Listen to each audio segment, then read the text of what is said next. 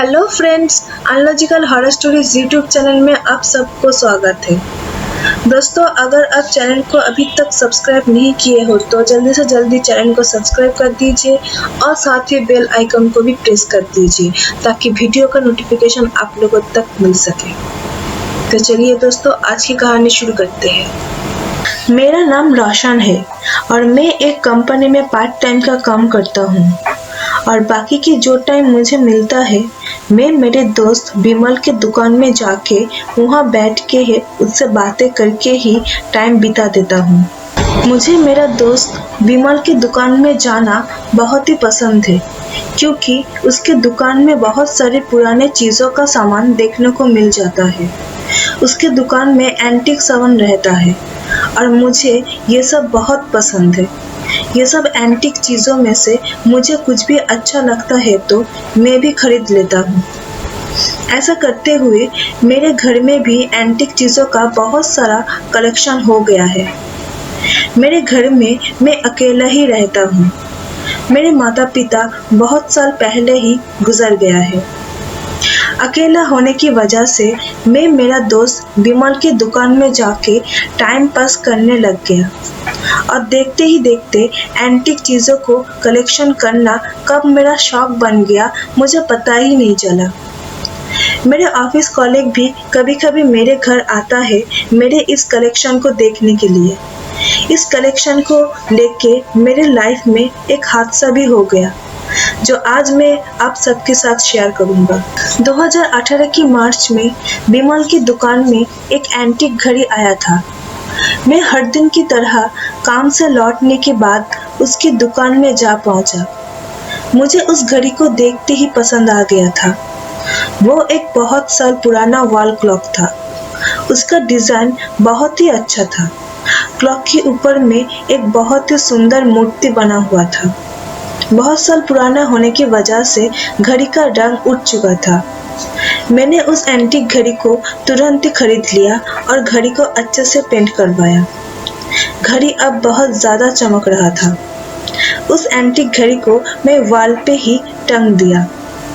वो wall clock घड़ी की शोभा और भी ज़्यादा बढ़ा दिया था। वो घड़ी बहुत पुराना होने की वजह से अब चलता नहीं था। मैंने सोच लिया कि अगले महीने तनख्वाह मिलते ही घड़ी को भी ठीक करा लेंगे। घड़ी आने का 3 दिन बाद चौथे रात को ठीक 2 बजे वो घड़ी अपने आप ही चालू हो गया था। 2 बजने का अलार्म भी दे रहा था। मैं चौक के घड़ी के सामने जाके खड़ा हो गया और देखने लगा कि तभी मुझे घड़ी के ऊपर जो मूर्ति था वो मूर्ति कुछ ज़्यादा ही चमकता हुआ देखा।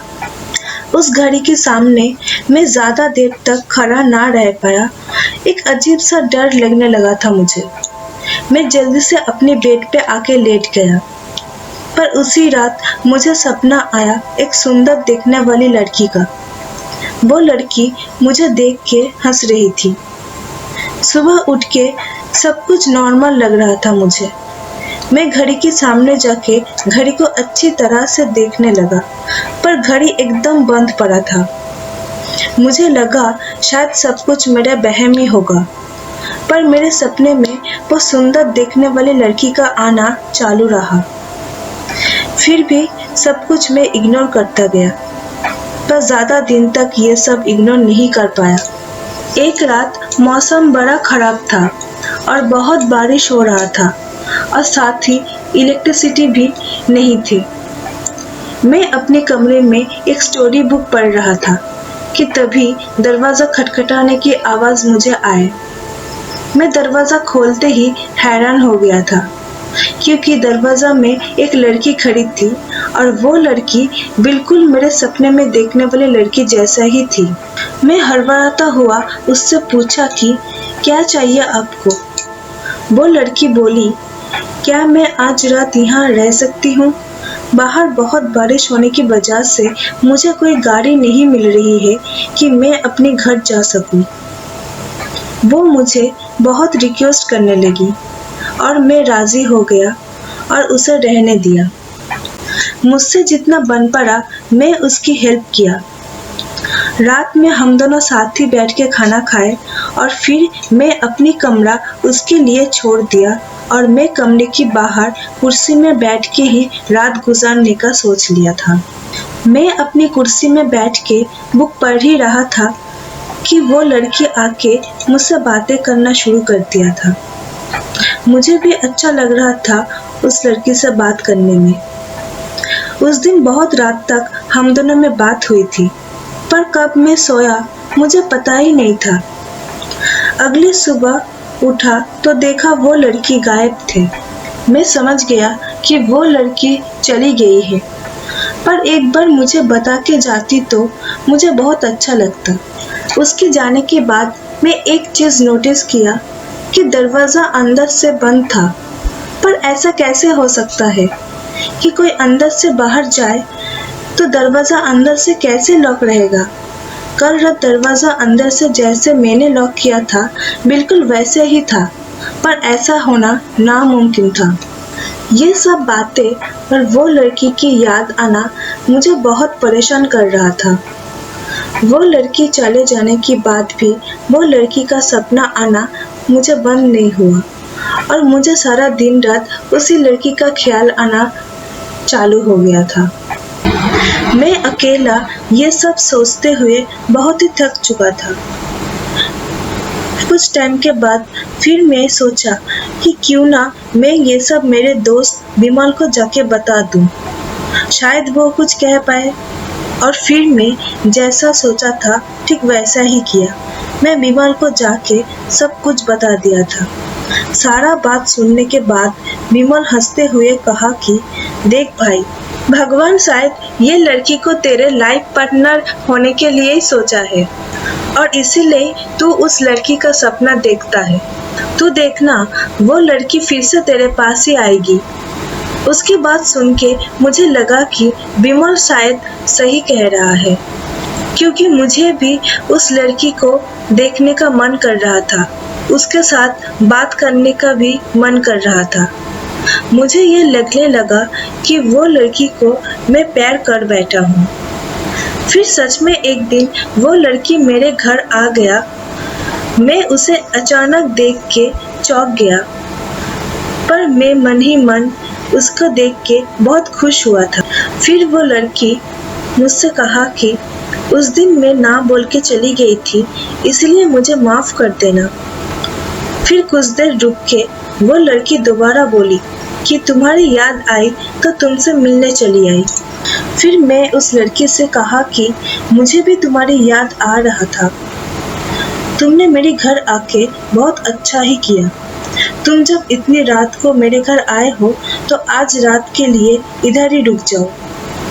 मेरी ये बात सुन के वो लड़की राजी हो गई। फिर रात को डिनर करते करते थोड़ी बहुत इधर उधर की बात करने लगी और बातों बातों में ही मैंने उससे कह दिया कि मैं तुमसे प्यार कर बैठा हूँ। वो लड़की ये सब सुन के थोड़ा बहुत मुस्कुराया और फिर बोली, मुझे भी तुम बहुत पसंद हो, मगर क्या तुम मेरे साथ मेरे दुनिया में आ सकते हो? मैं ये सुन के चौंक के बोला कि तुम्हारे दुनिया में मतलब? फिर कुछ सेकंड बाद वो लड़की मुझे बोली कि मैं इस दुनिया का नहीं हूँ।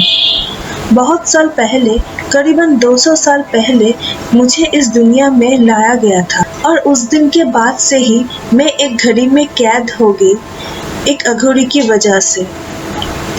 फिर तुम्हारी वजह से ही मैं आज़ाद हो गई। मैं ये सब सुन के उस लड़की को पूछा कि तुम ये सब क्या बोल रही हो, मुझे कुछ समझ में नहीं आ रहा है। तब वो लड़की ने मुझसे बोला कि मैं एक परी हूँ, एक अघोरी ने मुझे इस दुनिया में बुलाया था। फिर वो अघोरी अपने काम हो जाने के बाद भी मुझे अपनी दुनिया में वापस नहीं जाने दिया और मुझे एक मूर्ति में कैद कर दिया। और वो मूर्ति अघोरी हर वक्त अपने पास ही रखता था। पर अघोरी कुछ साल बाद जब गुजर गए तब वो मूर्ति वैसे ही पड़ा रहा। पर एक दिन एक लड़का वो मूर्ति जंगल से उठा ले आया। वो मूर्ति को अपने साथ घर लेके आ गया था और उसने ही मेरे उस मूर्ति को उसकी एक घड़ी के ऊपर लगवाया था, जिसकी वजह से घड़ी भी बेहतरीन लग रही थी, जिसकी वजह से वो घड़ी भी और भी ज़्यादा सुंदर लग रही थी। घड़ी का सब कुछ रेडी था, पर चालू होना ही बाकी था। मैं उस मूर्ति में बैठे कुछ कर तो नहीं सकती थी, पर मैं एक काम किया था। उस घड़ी को मैं अपने आप रात 2 बजे चालू कर दिया था। इसी वजह से वो लड़का डर के मारे अगले दिन ही वो घड़ी बेच दिया। उस घड़ी को किसी ने भी ठीक नहीं कर पाया। वो घड़ी हमेशा ही बंद रहता था, पर जब मैं चाहूँ वो घड़ी रात 2 बजे चलाता था। इसी वजह से वो घड़ी किसी ने भी नहीं खरीदी। देखते ही देखते वो एक एंटीक घड़ी बन गई और बहुत साल बाद उस घड़ी को तुमने खरीदी। पर तुम्हारे छूने से ही मैं आज़ाद हो गई और मैं तुम्हारे सपने में आने लगी। तुम मुझे पसंद करते थे और मुझे भी तुम पसंद आ गए, इसीलिए मैं तुम्हारे सामने भी आ गई। मैं चुपचाप उसकी बात सुन रहा था।